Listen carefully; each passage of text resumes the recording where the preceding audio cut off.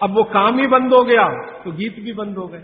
अब किसी भी मां को पूछो कि 20 साल पहले बच्चे के पैदा होने पे क्या क्या गीत गाए जाते थे, याद ही नहीं है। तो अब क्या करते हैं, जो सिनेमा के गीत हैं उनका सीडी लगा के चला देते हैं। घर में बच्चा पैदा हुआ तो चोली के पीछे क्या, तो चीज बड़ी है मस्त मस्त, आती क्या खंडाला तो जाती क्या खंडाला, ये घर में बजाए जा रहे हैं। कब? जब बच्चा पैदा हुआ।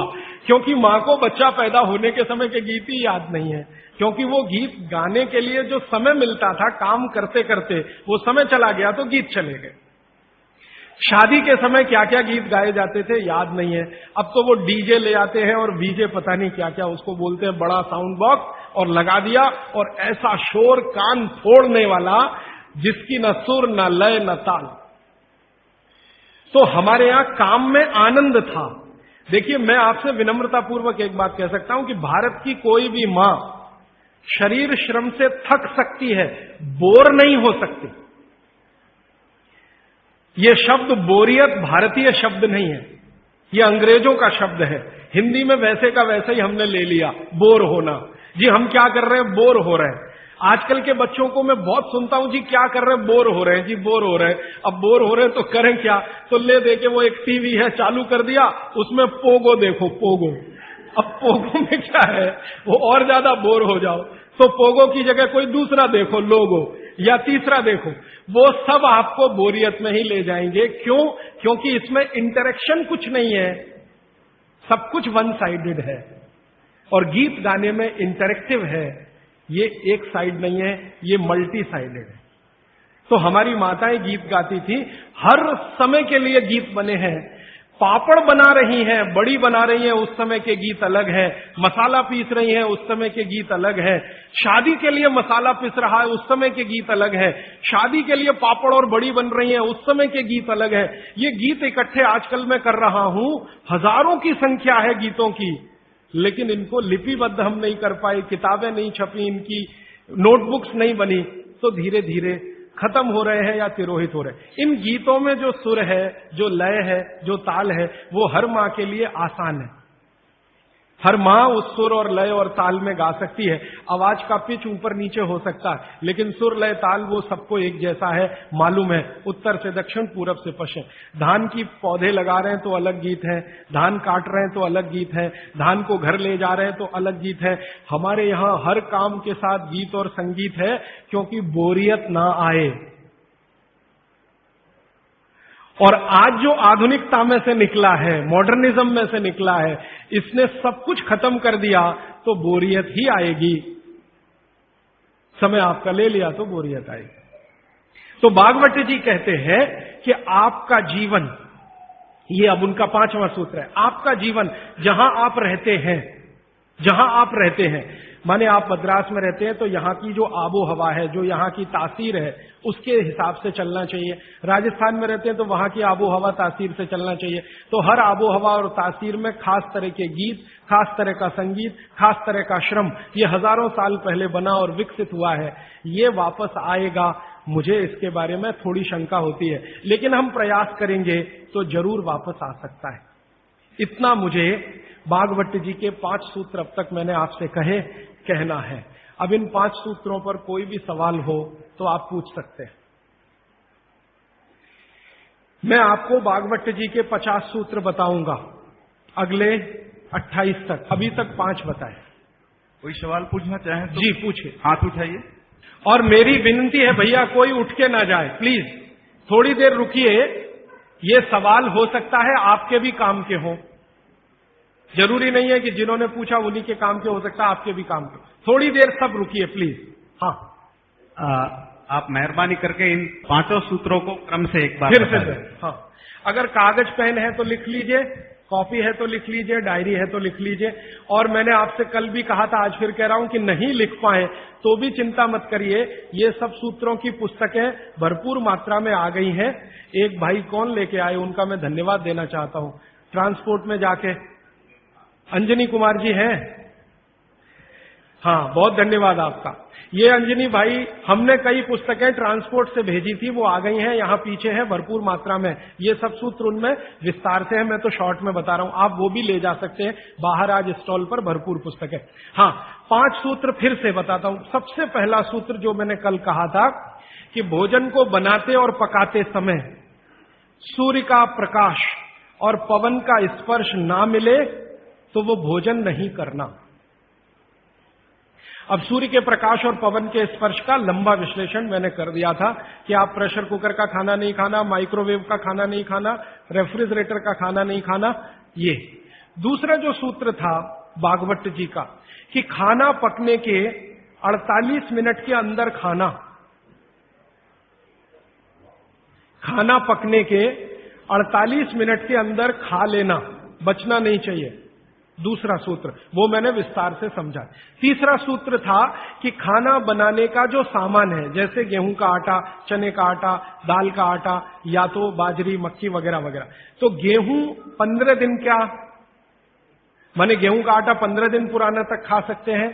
और ये जो मोटे अनाज कहे जाते हैं, ज्वारी है, बाजरी है, मक्की है, ये 7 दिन पुराने से ज्यादा ना हो। मतलब यह है कि घर में 15 दिन से पुराना आटा नहीं रखना, सीधा सा सूत्र है।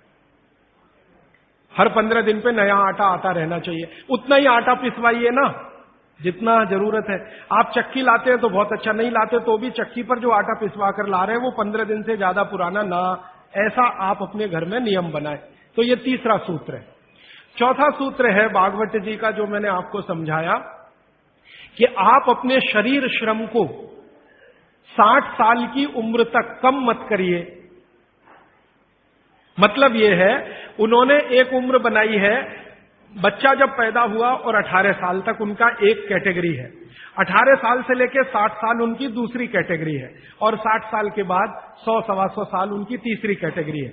तो भागवत जी का सूत्र यह है कि 60 के आगे की जो कैटेगरी वाले लोग हैं, 60 से 100-125, इनके जीवन का श्रम कम होते जाना चाहिए, उम्र के साथ कम होते ही जाना चाहिए। ये ज्यादा श्रम ना करें तभी अच्छा है, इनको आराम ही करना है। तो 60 से आगे की उम्र वाले श्रम को कम करते जाएं उम्र के हिसाब। 18 से 60 के बीच के जो लोग हैं ये अपने श्रम को थोड़ा थोड़ा बढ़ाएं। 18 से 19 में थोड़ा ज्यादा, 19 से 20 में थोड़ा ज्यादा, 20 से 21 में थोड़े ज्यादा, ये है 18। और 18 से और 1 साल वाले, माने जिनका जन्म हुआ है, और 18 साल वाले, इनके लिए उन्होंने कहा है कि इनकी उम्र जो है ज्यादा श्रम करने की वहां है जो इनको खेलने के रूप में है। आप वो माने कि श्रम है, जैसे बच्चा खेल रहा है, ये उसका श्रम है, तो आप उनको ज्यादा खेलने दीजिए। मतलब यह है कि 18 साल से कम उम्र के बच्चों को खेल कूद ज्यादा करने दीजिए, वो उनका श्रम है। 18 से 60 की उम्र में ऐसा श्रम जिससे उत्पादन भी होता हो। चक्की चलाई तो आटा बन गया, सिलबट्टा चलाया तो चटनी बन गई, माने उत्पादन कुछ ना कुछ हो। तो उत्पादक श्रम 18 से 60 के बीच में कम मत करिए, 60 के बाद इसको कम करते जाइए, और 18 से 1 साल के बीच के बच्चों को उत्पादक श्रम मत कराइए। ये है। और आखिरी सूत्र, माने आज के हिसाब से आखिरी सूत्र, कि आप अपने जीवन में तासीर का ध्यान रखिए, आबो हवा का ध्यान रखिए, वातावरण का ध्यान रखिए जहां आप रह रहे हैं। माने भौगोलिक परिस्थिति, एक शब्द में मैं अगर कहूं तो ज्योग्राफिकल कंडीशंस। तो आपकी जो आबो हवा है इसका ध्यान रखिए। इसका ध्यान कैसे रखना, मैंने आपसे उदाहरण के लिए में कहा था कि भारत गर्म देश है और कनाडा ठंडा देश है। गर्म देश के लोगों में हमेशा वात की प्रबलता रहती है, शरीर का दोष है, अब उसको क्या करेंगे। वात की प्रबलता रहे ही, पित्त और कफ आपका हमेशा कम रहेगा। इसलिए भारत के लोगों को वात के रोग सबसे ज्यादा हैं। भागवत जी कहते हैं कि भारत के लोगों को लगभग 70 से 75% रोग वात के हैं, 12 से 13% रोग पित्त के हैं, और 10% रोग कफ के हैं।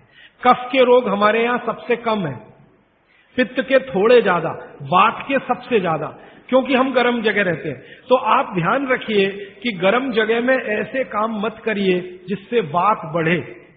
जैसे मैं आपको एक उदाहरण दूं, माफ करिएगा ये उदाहरण देते हुए, आप दौड़ लगाते हैं, रनिंग, इसमें वात सबसे ज्यादा बढ़ता है। हमारे यहां आजकल एक फैशन आया, मॉर्निंग में दौड़ो। दौड़ना नहीं है, चलना है। चलने और दौड़ने में अंतर आप समझते हैं।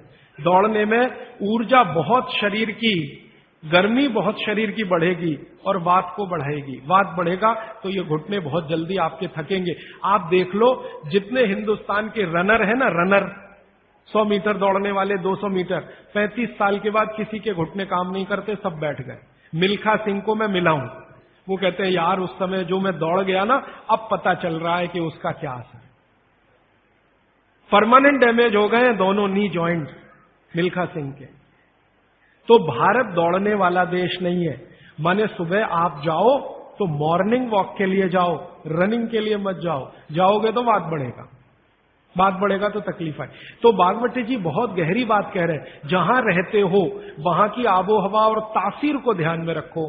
हमारी आबो हवा गर्म है, गर्म हवा में बात बढ़ता है, ये याद रखो। तो बात बढ़े ऐसा कोई काम मत करो। और यूरोप वालों के यहां क्या है, कफ बहुत बढ़ता है क्योंकि ठंड है, ठंड में हमेशा कफ बढ़ता है। तो ठंडी लोग हैं, ठंडे देश है, ठंडा आबो हवा है, तो कफ बहुत बढ़ेगा। तो वो उसका ध्यान रखें जो कनाडा में रहते हैं, अमेरिका में रहते हैं, कि कफ मत बढ़ने दो। अब बात ना बढ़े हमारा, कफ ना बढ़े यूरोप और अमेरिका वालों का, तो सारी दुनिया निरोगी। पित्त जो है वो सम में वैसे भी रहता है, पित्त जो है ज्यादातर सम में ही रहता है। तो ये 5वां सूत्र है। तो ये 5 सूत्र मैंने फिर से आपको बता दिए। राजीव जी, आपके प्रथम सूत्र के अनुसार सोलार कुकर कितना उपयोगी है? हाँ, बहुत अच्छा सवाल है, मैं इंतजार कर रहा था कोई पूछे।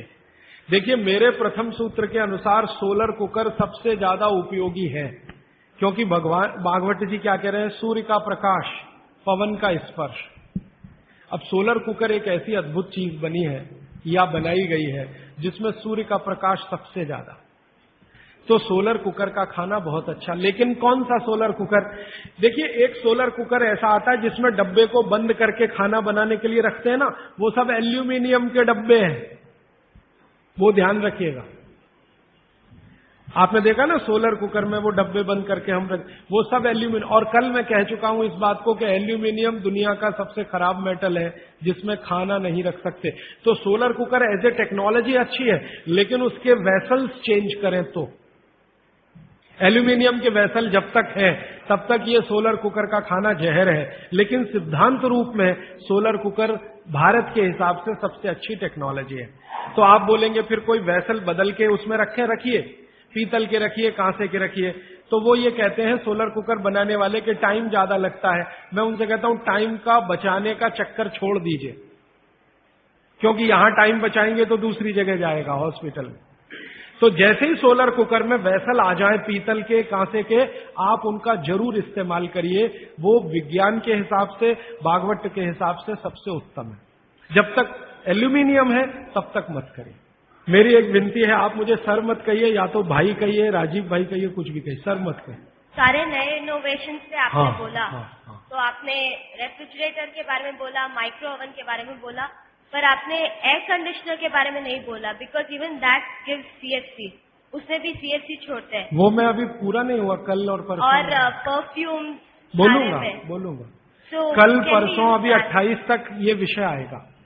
भागवत का सूत्र आएगा, उसके रेफरेंस में मैं बोलूंगा। आदरणीय राजीव भाई, आपके दूसरे सूत्र के हिसाब से 48 मिनट में खाना खा लेना चाहिए, पर जो बच्चे स्कूल सुबह चले जाते हैं और शाम को घर आते हैं, उनका हम क्या बहुत अच्छा, उसके लिए मैं एक विकल्प बताता हूं। जो बच्चे आपके सुबह सुबह स्कूल चले जाते हैं, उनके लिए ये सूत्र कैसे अप्लाई होगा। मेरी विनती है कि बच्चों को खाना खिला के स्कूल भेजिए। आप बोलेंगे जी खाते नहीं है, मैं आपको इसका तरीका बता देता हूं कैसे खाएंगे वो खाना।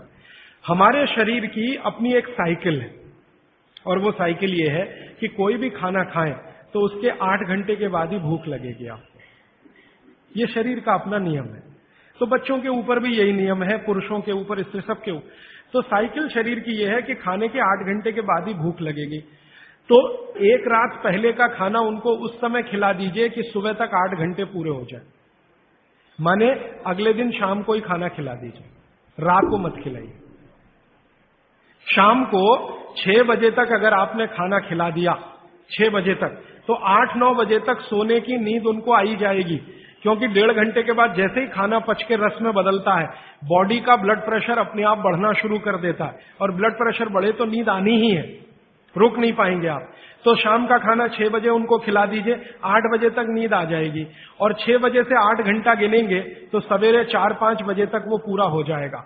तो 4-5 बजे के आसपास जब वो सोकर उठेंगे तो इतनी तेज भूख लगी होगी कि आप रोटी दाल चावल खिला दो वो खा के चले जाएंगे। आपको थोड़ा बदल ये करना है कि रात को हम बच्चों को 10 बजे खाना खिला रहे हैं या 11 बजे खिला रहे हैं, उसके 2 घंटे के बाद रस बन रहा है तो 1 बज जाएगा। 3-4 बजे तक आधा खाना पचा आधा नहीं पचा, सवेरे उठने पर भूख लगेगी कैसे? तो आप शाम का खाना जल्दी खाने लगिए, माने सब लोग जैनी हो जाइए। हाँ, परोक्ष रूप से मैं ये कहता हूं कि जैन धर्म आप पालन करें, वो महत्व का है, धारण करें वो महत्व का है, उतना नहीं है। आप आचार्य श्री को वंदन करें, बहुत अच्छा नहीं करें तो शाम का खाना तो 6 बजे खा लें, तो आप आचार्य श्री के वंदन से भी बड़ा काम करेंगे। वो आचार्य श्री भी यही कहते हैं, शाम का खाना जल्दी खाओ। तो आप थोड़े जैनी हो जाइए, आपका भी खाना नहीं है बहुत अच्छा है, लेकिन रात का बंद कर दीजिए। बच्चों को रात का खाना बिल्कुल बंद कर दीजिए। मैं आपको विनम्रता पूर्वक कह रहा हूं, इसको मैं कल या परसों बहुत विस्तार से समझाऊंगा, पूछ लिया आज आपने इसलिए कह रहा हूं। रात का खाना बिल्कुल बंद कर दीजिए, क्योंकि बागवती जी का ये जो पहला नियम है ना, ये अभी मैंने आधा ही बताया। सूर्य का प्रकाश और पवन का स्पर्श हर समय वो कहते हैं खाते समय पीते समय रहना ही चाहिए। अब 6 बजे के बाद तो सूर्य प्रकाश रह नहीं सकता, और आप जानते हैं सूर्य प्रकाश का सबसे बड़ा परिणाम है विटामिन डी का निर्माण।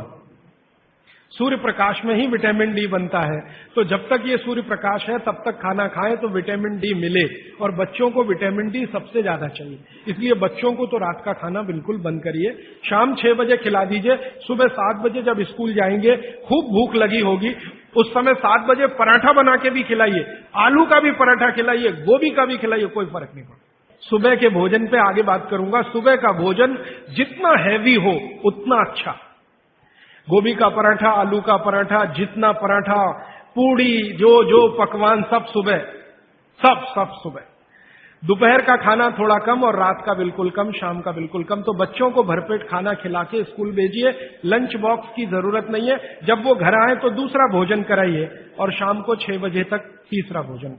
तो मैंने कुछ बच्चों पे प्रयोग किया, शाम का भोजन बंद किया, सुबह उठते ही भूख लगती है उनको। ये तो प्रकृति का नियम है, लगे।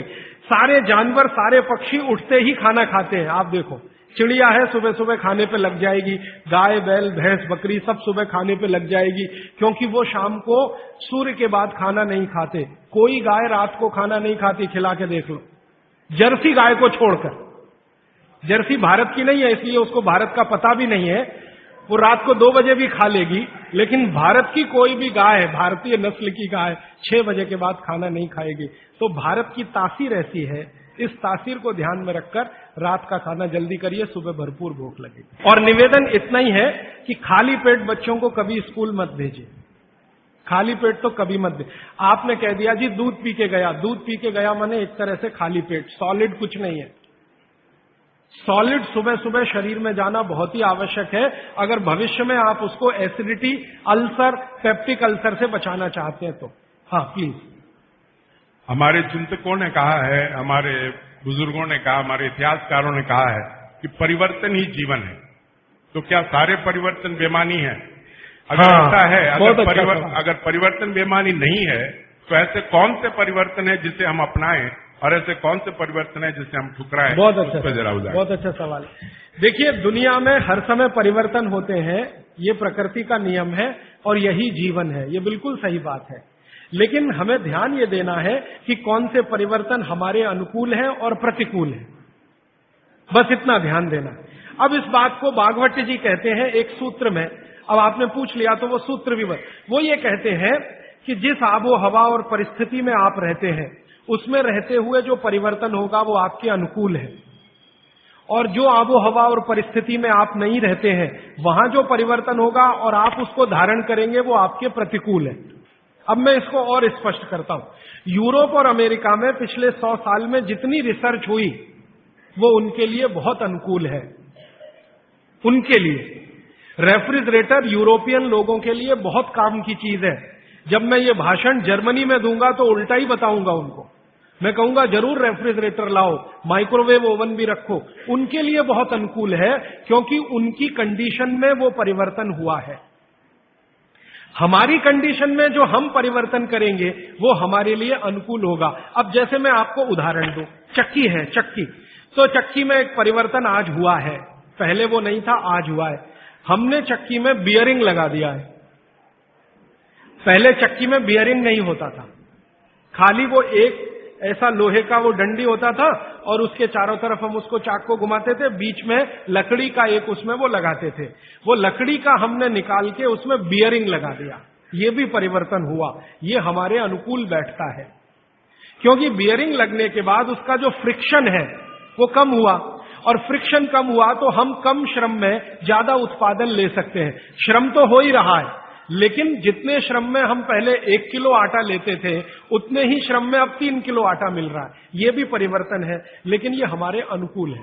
इसी तरह से और एक उदाहरण दूं, हमारे कुछ कार्यकर्ता हैं पूना में, उन्होंने बैलगाड़ी के पहिए में भी बियरिंग लगा दिया। परिवर्तन यहां भी हुआ, नई बैलगाड़ी बनी, उसमें बियरिंग का पहिया है। अब उसका क्या हुआ कि बैल को खींचने में मदद हो गई। पहले बैल 1 टन अनाज लेके जाता था, अब बियरिंग लगी हुई बैलगाड़ी में वही बैल 3 टन लेके जाता है और बिना थके हुए। तो ये भी परिवर्तन है। तो परिवर्तन हमारे आबोहवा ने पर्यावरण और हमारी प्रकृति के अनुकूल है तो हमारे लिए बहुत अच्छा है, और दूसरों के आबोहवा और प्रकृति के अनुकूल जो परिवर्तन है वो आपको उतना अच्छा नहीं है। ये है कहने का मतलब। ठीक है जी, एक बच्चा पूछ रहा है। हाँ पूछो। इलेक्ट्रिक गैस को यूज करना कि नहीं? इलेक्ट्रिक गैस ज्यादा अच्छा नहीं है, लेकिन मजबूरी हो तो ठीक है। अगर आपके पास उसका कोई विकल्प नहीं है तो जरूर इस्तेमाल कर लीजिए, लेकिन अगर विकल्प है, भारत में तो है, ये मैं जानता हूं, इसलिए ज्यादा अच्छा नहीं है।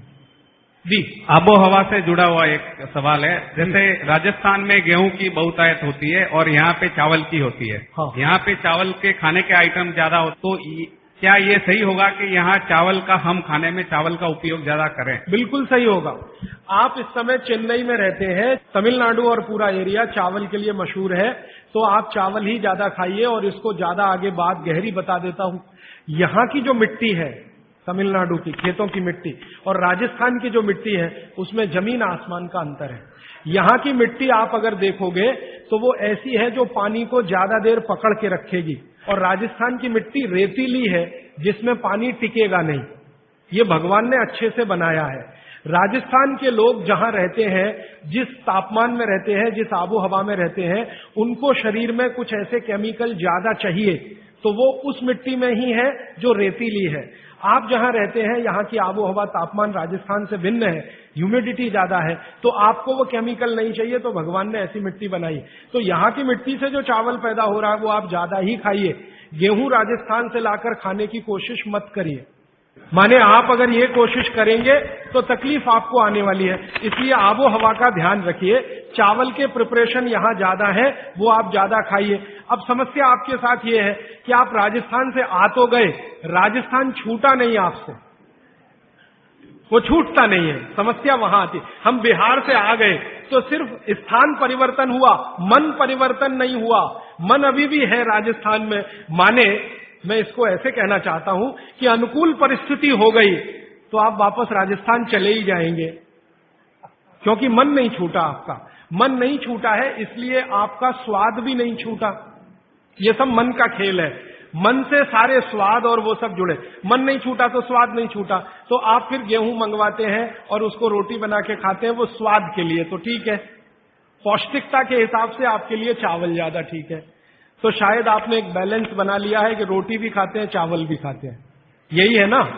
तो इसी को चलने दीजिए।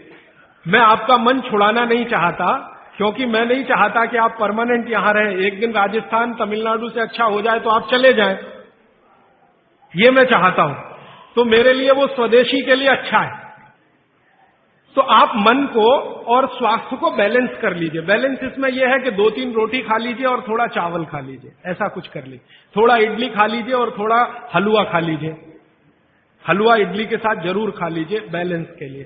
थोड़ा डोसा खा रहे हैं तो थोड़ा बाजरी का रोटी का एक आध टुकड़ा या आधा बाजरी की रोटी का, ये मैं बताऊंगा आपको आने वाले समय में किसके साथ क्या खाएं और आपका बैलेंस बना रहे, टिका रहे। लेकिन इसको ध्यान में रखिए कि आप स्वास्थ्य के लिए थोड़ा, क्योंकि मन भी अगर आपका बहुत दुखी हुआ तो स्वास्थ्य खराब होगा ही, ये भी मैं बता। रोटी नहीं मिलेगी तो मन खराब होगा तो उसका असर शरीर पे आएगा, इसलिए मन और स्वास्थ्य को बैलेंस करिए। जी आखिरी सवाल। हाँ राजीव भैया, ये जो आपने बोला कि एल्यूमिनियम खाने के हिसाब से बहुत गंदी चीज है, तो आज जो भी खाना पैक हो रहा है वो एल्यूमिनियम फाइल या वो जो भी चीज है वो उसमें अंदर यूज आ रहा है, मतलब जो साइंटिफिक के हिसाब से जो भी अभी जो पैकिंग वगैरह हो रहा है उसमें एल्यूमिनियम पे ज्यादा जोर देता है कि भाई एल्यूमिनियम में पैक है, आपका फ्रेशनेस रहेगा, इसके ऊपर थोड़ा बहुत बोलिए। मेरा आपको एक ही विनंती है, क्योंकि ये मैं करके देख लिया है कि एल्यूमिनियम फॉइल में जो आप खाना पैक करते हैं ले जाने के लिए रास्ते में, ये बहुत ही खराब है, अच्छा नहीं है। तो आप बोलेंगे जी किस में पैक करें? खाना कपड़े में पैक करना सबसे अच्छा है। कपड़ा, सूती कपड़ा होता है ना, पतला, एकदम पतला, उसमें जो रोटी बांध के आप रखें वो दुनिया का सबसे अच्छा पैकिंग है, वो विज्ञान के हिसाब से बहुत अच्छा है। पतले सूती कपड़े में रोटी बांधकर रखना सबसे अच्छी पैकिंग है।